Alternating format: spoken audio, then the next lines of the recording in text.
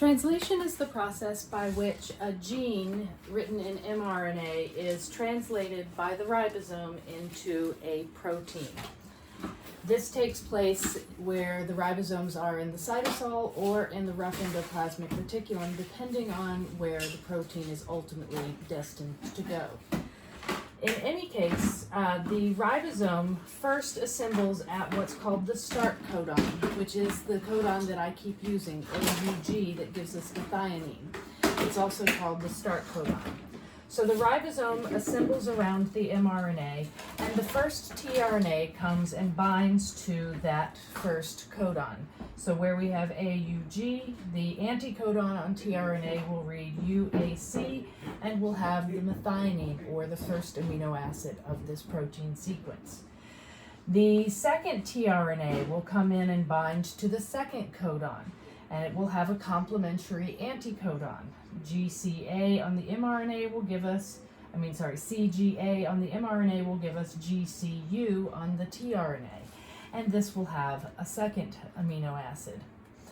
After this happens, after these are lined up, the ribosome joins the two amino acids using dehydration synthesis to form a peptide bond, which we learned about when we were talking about organic molecules. At this point, the first tRNA is released, but not the amino acid, and the ribosome pulls the mRNA through so that this tRNA is now in the first position, and now another tRNA can land in the second position. And the ribosome will do the same thing, joining this amino acid to the new amino acid that's brought by the tRNA. So this continues over and over until the ribosome reaches what's called a stop codon. And at that point, the ribosome disassembles, the mRNA is released, and so is the peptide. I've written the steps over here so that you can see them. The first step is that the ribosome assembles at the start codon. Second step is that the first tRNA binds here. The third step is that the next tRNA binds here.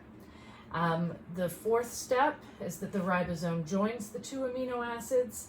And then the fifth step is that first tRNA is released.